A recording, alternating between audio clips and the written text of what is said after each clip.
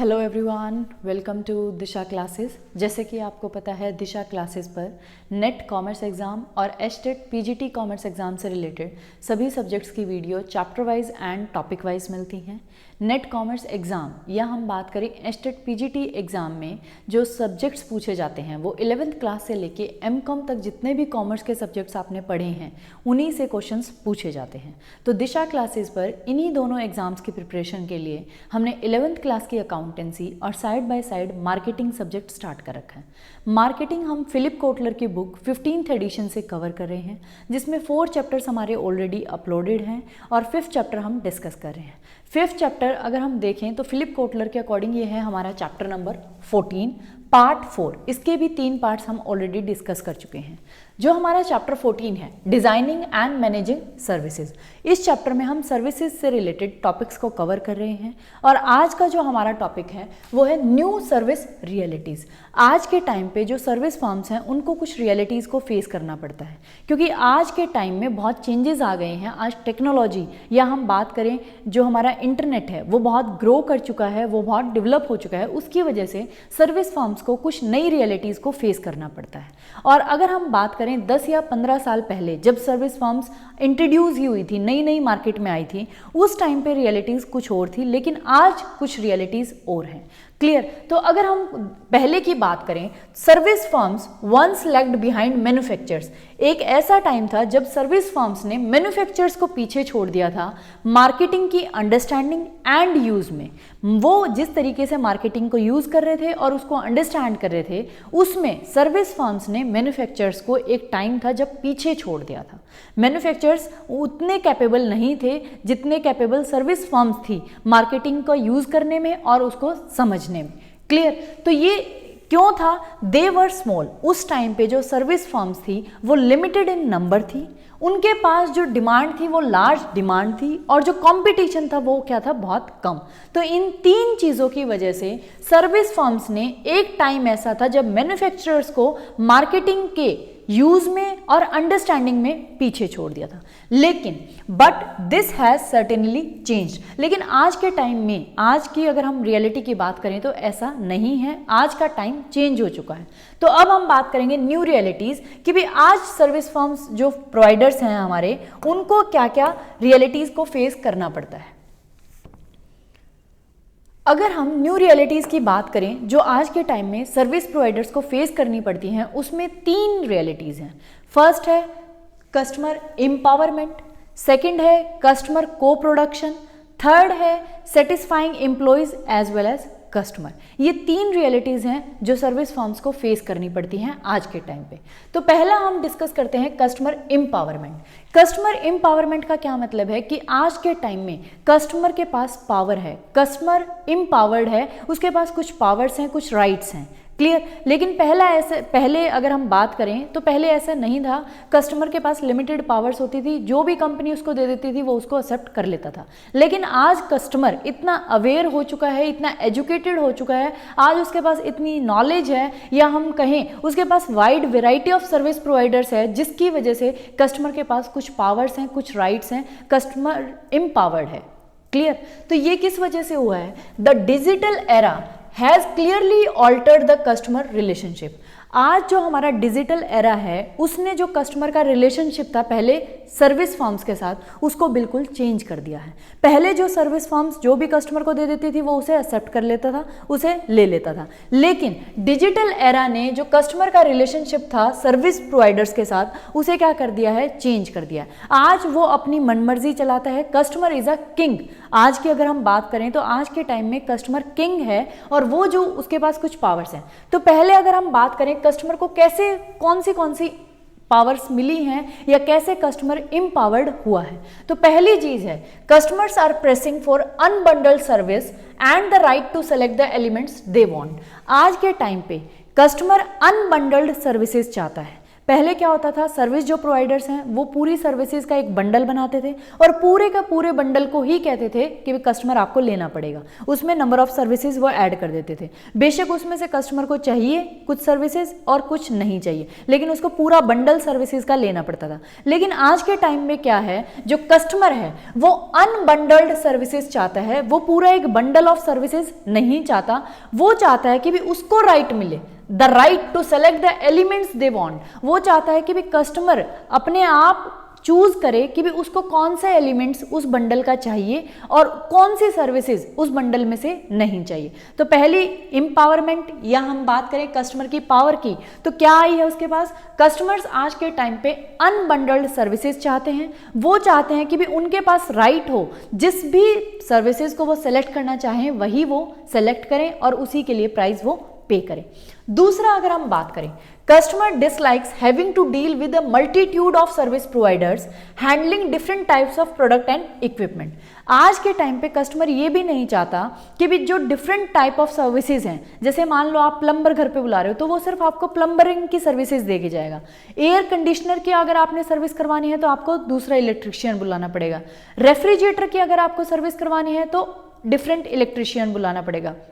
आज के टाइम पे लेकिन कस्टमर ऐसा नहीं चाहता, वो मल्टीपल सर्विस प्रोवाइडर्स के साथ डील करने की बजाय चाहता है कि भी एक ही सर्विस प्रोवाइडर हो जो उसे डिफरेंट प्रोडक्ट एंड इक्विपमेंट से रिलेटेड सर्विसेज एक ही साथ प्रोवाइड करवा दे। तो कस्टमर आज के टाइम पे मल्टीपल सर्विस प्रोवाइडर्स के साथ डील नहीं करना चाहता। वो चाहता है कि भी एक ही ऑर्गेनाइजेशन या एक ही सर्विस प्रोवाइडर जो डिफरेंट प्रोडक्ट एंड इक्विपमेंट्स उसके घर में है उससे रिलेटेड सर्विसेज उसको प्रोवाइड करवा दे। जैसे प्लम्बर अगर आपके घर में आए तो वो आपको प्लम्बरिंग की सर्विस भी दे दे, साथ में वो आपका एयर कंडीशनर की सर्विस भी कर जाए, वॉशिंग मशीन की सर्विस भी कर दे और रेफ्रिजरेटर की सर्विस भी कर दे। तो ये यहाँ भी हमारी कस्टमर की क्या हो गई है, एम्पावरमेंट। और आज के टाइम पे कुछ ऐसी ऑर्गेनाइजेशंस हैं जो आपको मल्टीपल सर्विसेज प्रोवाइड करवा देती हैं और आपको मल्टीपल सर्विस प्रोवाइडर्स के साथ डील नहीं करना पड़ता। तो ये भी कस्टमर की क्या है, एम्पावरमेंट है। क्लियर। तीसरा अगर हम बात करें, तीसरी जो कस्टमर की पावर है वो आई है इंटरनेट से। Internet has empowered customers by letting them send their comments around the world with a mouse click. आज के टाइम पे इंटरनेट ने कस्टमर को अपने कमेंट्स को all around the world send करने के लिए फैसिलिटीज प्रोवाइड करवाई है। कस्टमर एक सिंपल से माउस क्लिक के साथ अपने जो कमेंट्स है, उसका जो सर्विस से रिलेटेड एक्सपीरियंस है, फीडबैक है, उसको all around the world send कर सकता है, स्प्रेड कर सकता है। तो यहाँ से भी कस्टमर के पास क्या हुई है, एम्पावरमेंट आई है कि वो अपने एक्सपीरियंस को, अपने फीडबैक को या अपना जो भी उसका कमेंट है उसको क्या कर सकता है, all around the world other persons के साथ शेयर कर सकता है और सिंपल से एक माउस क्लिक के साथ। तो इससे भी कस्टमर को पावर मिली है, क्योंकि अगर अब कोई भी सर्विस प्रोवाइडर उसकी सर्विसेज में कोई भी ऐसी अगर हम कहें कंप्लेंट होगी तो वो पूरे मतलब ऑल अराउंड द वर्ल्ड उनकी कंप्लेंट्स को या अपने फीडबैक को, अपना जो बैड एक्सपीरियंस है उसको क्या करेगा, स्प्रेड करेगा, सेंड करेगा, जिसकी वजह से सर्विस प्रोवाइडर की रेपुटेशन क्या हो जाएगी, खत्म। तो यहाँ भी अब साफ साफ दिख रहा है कि भी किसके हाथ में पावर है, कस्टमर के हाथ में। अगर उसने आपकी सर्विसेज के बारे में कुछ भी गलत ऑनलाइन पोस्ट कर दिया, अपने फ्रेंड्स के साथ शेयर कर दिया, तो आपकी कंपनी की रेपुटेशन क्या हो जाएगी, बिल्कुल खत्म। तो ये 3 कस्टमर एम्पावरमेंट है, या इनसे हम पता देख सकते हैं कि भी कस्टमर आज के टाइम पे एम्पावर्ड हो गया है। तो जो सर्विस प्रोवाइडर्स हैं उनके लिए एक नई रियलिटी आ गई है जिसको उन्हें फेस करना है। सेकेंड रियलिटी पे चलते हैं। सेकेंड रियलिटी है कस्टमर को प्रोडक्शन। कस्टमर को प्रोडक्शन का क्या मतलब है? The reality is that customer do not merely purchase and use services, they play an active role in its delivery. को प्रोडक्शन का मतलब है कि भी आज के टाइम पे सिर्फ कस्टमर सर्विसेज को परचेज नहीं कर रहा, उनको यूज नहीं कर रहा, लेकिन वो एक एक्टिव रोल प्ले कर रहा है उनकी डिलीवरी में। तो customer is that customer do not merely purchase and use services, they play an active role in its delivery. वो उसकी डिलीवरी में भी एक एक्टिव रोल प्ले कर रहे हैं। तो इसलिए कस्टमर क्या है, को प्रोडक्शन में हमारी हेल्प कर रहा है। क्लियर। तो अगर हम बात करें कैसे कर रहा है, their words and action affect the quality of their service experiences। ये कह रहा है जो उनके वर्ड्स हैं, जो एक्शंस हैं, उनसे जो क्वालिटी ऑफ सर्विस एक्सपीरियंस उन्हें मिल रहा है वो इफेक्ट हो रहा है। जैसे आप मान लो हेयर कट लेने जाते हैं, तो जो कस्टमर उसे बताता है सर्विस प्रोवाइडर को कि मुझे ऐसा चाहिए, उसके एक्शंस भी होंगे, मुझे इतने लॉन्ग चाहिए, ऐसे यहाँ से साइड कट चाहिए, ये चाहिए, या उसके जो भी वो एक्शन कर रहा है, जो भी वो वर्ड्स बोल रहा है, उसकी वजह से जो उसका सर्विस का एक्सपीरियंस की क्वालिटी होगी वो भी इफेक्ट होगी। क्योंकि अब उसको जो सर्विस मिलेगी, सर्विस का जो एक्सपीरियंस होगा उसका, उसकी जो क्वालिटी होगी वो डिपेंड करती है उसके वर्ड्स और एक्शंस पे कि वो क्या चाह रहा है, किस टाइप से वो डील कर रहा है। क्लियर? उसके बाद एंड दोज ऑफ अदर्स, और वो दूसरों की जो परफॉर्मेंस है उसको भी इफेक्ट करता है, and those of others as well as the productivity of front line employees. जैसे जो आपके सर्विस प्रोवाइडर के एम्प्लॉइज हैं, उनकी जो परफॉर्मेंस है, प्रोडक्टिविटी है, उसको भी इफेक्ट करते हैं उसके वर्ड्स एंड एक्शन। क्लियर? तो यहां साफ हमें दिख रहा है कि कस्टमर अब सिर्फ सर्विसेज को परचेज और यूज नहीं कर रहा, वो उनमें एक एक्टिव रोल भी प्ले कर रहा है, क्योंकि उसके वर्ड्स एंड एक्शंस उसकी जो सर्विस का एक्सपीरियंस है उसकी क्वालिटी को तो इफेक्ट कर ही कर रहे हैं, साथ ही साथ जो फ्रंट लाइन एम्प्लॉइज हैं उनकी प्रोडक्टिविटी को भी इफेक्ट कर रहे हैं। क्लियर? अगर हम एक स्टडी की बात करें तो जो 1/3 ऑफ प्रॉब्लम्स हैं,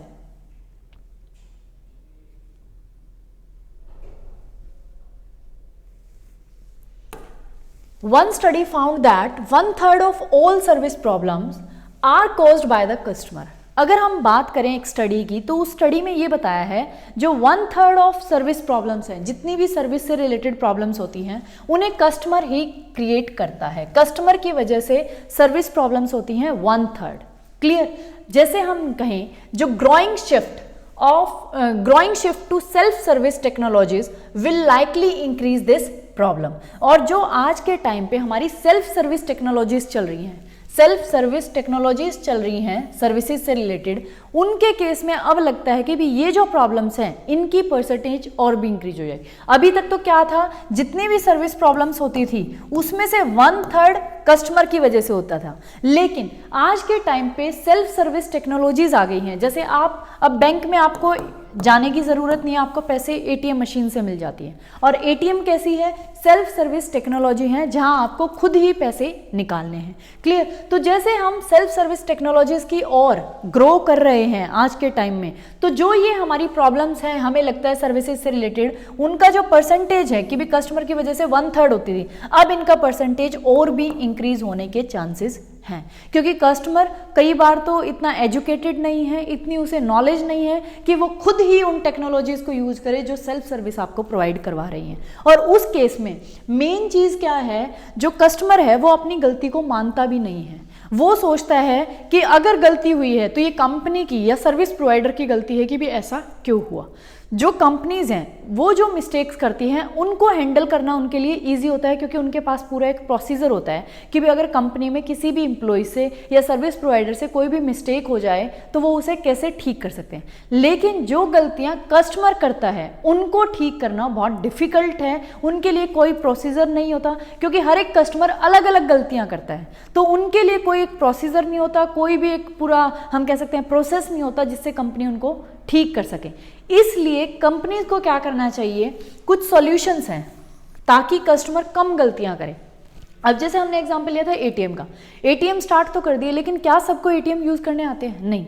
कई पर्सन अपने एटीएम का नंबर भूल जाते हैं, ब्लॉक कर देते हैं, तो बैंक में जाते हैं। तो ये कुछ प्रॉब्लम्स हैं जो कस्टमर क्रिएट कर रहा है, क्योंकि उसे टेक्नोलॉजी के बारे में फुल इन्फॉर्मेशन नहीं है। तो इन्हीं गलतियों से बचने के लिए कुछ सॉल्यूशंस हैं जिनको कंपनीज अडॉप्ट कर सकती हैं। वो क्या सॉल्यूशंस हैं?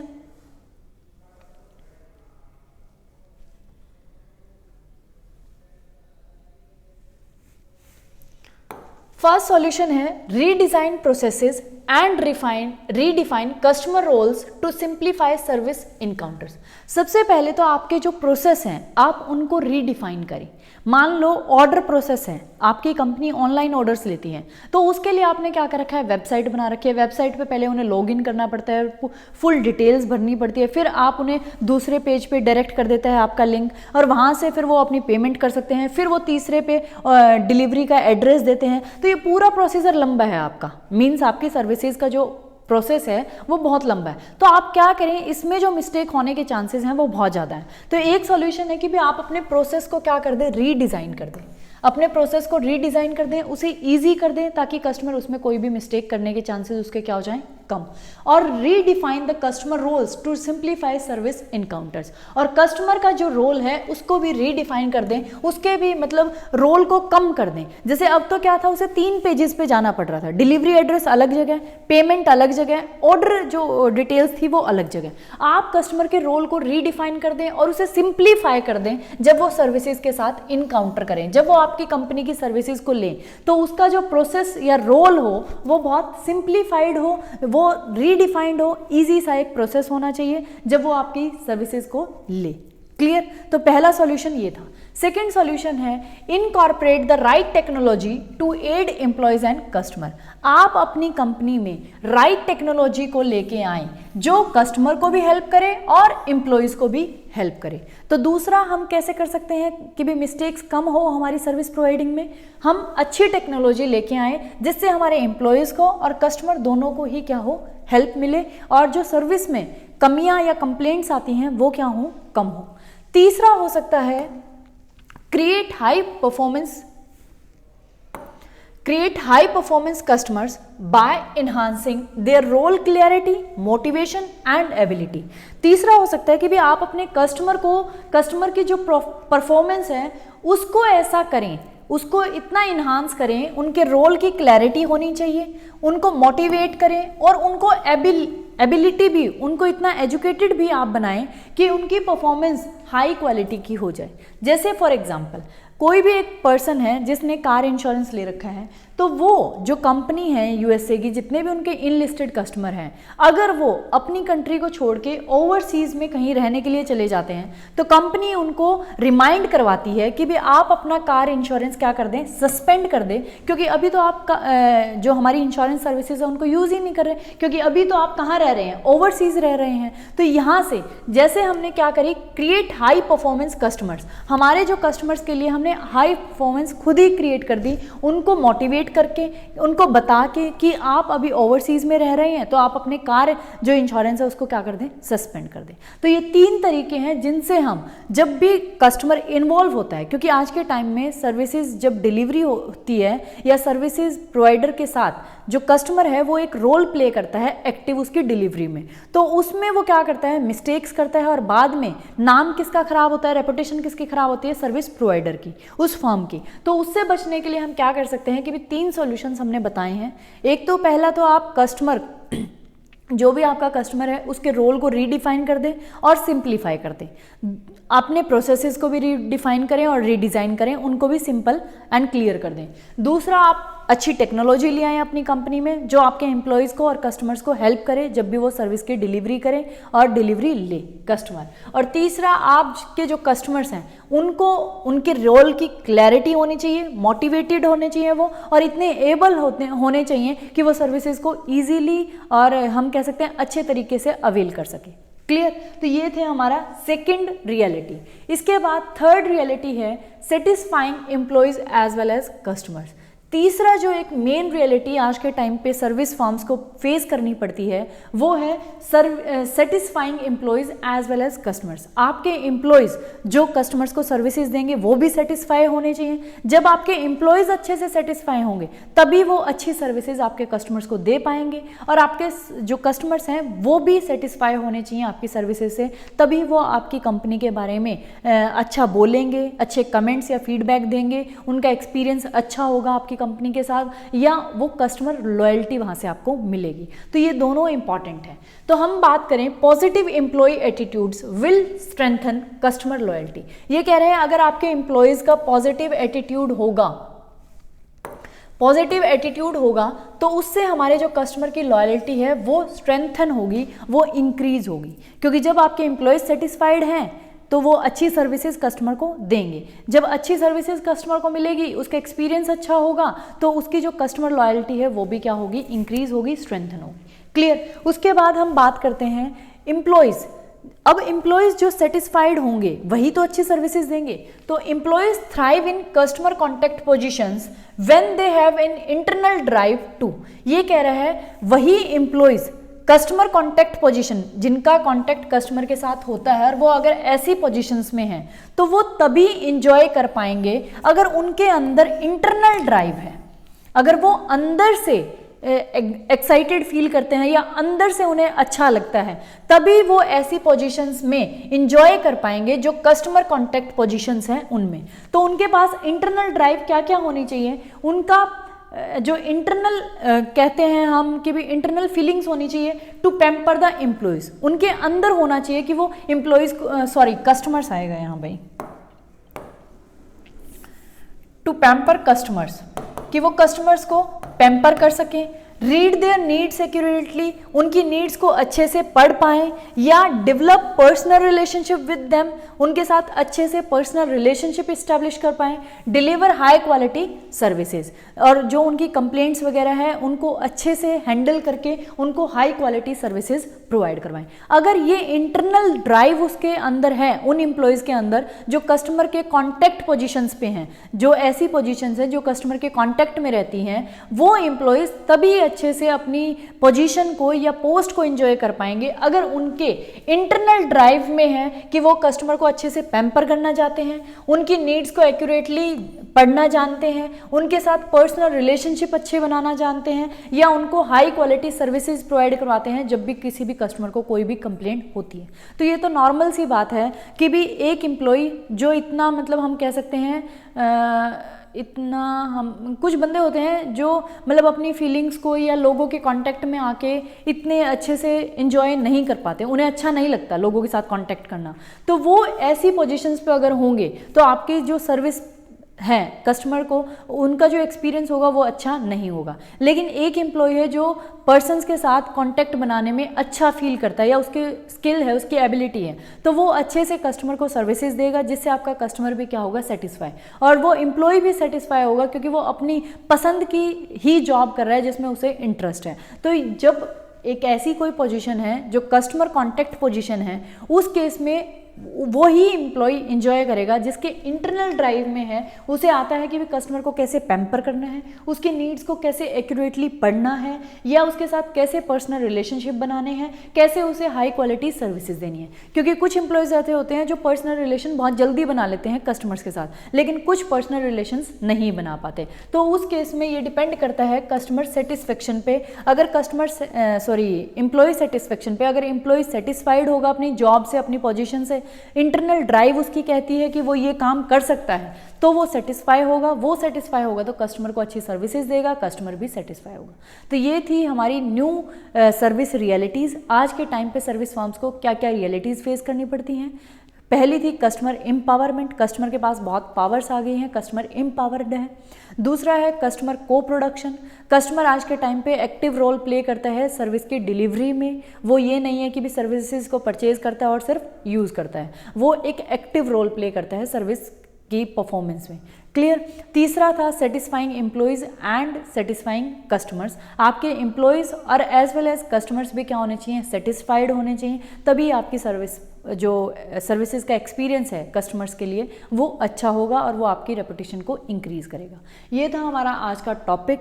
और अगर आपको कोई भी डाउट होता है तो आप मुझे कमेंट बॉक्स में लिख के भेज सकते हैं। और अगर आप चाहते हैं कि दिशा क्लासेस पर हम मार्केटिंग और 11th क्लास की अकाउंटेंसी के साथ साथ कोई थर्ड टॉपिक या सब्जेक्ट भी स्टार्ट करें जिसमें आपको डिफ़िकल्टी होती है, तो वो भी आप मुझे कमेंट बॉक्स में लिख के भेज सकते हैं।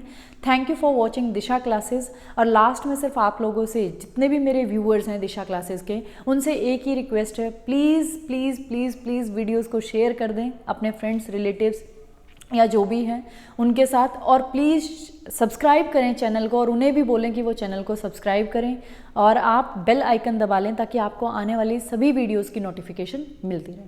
Thank you for watching and please please please share and subscribe Disha classes.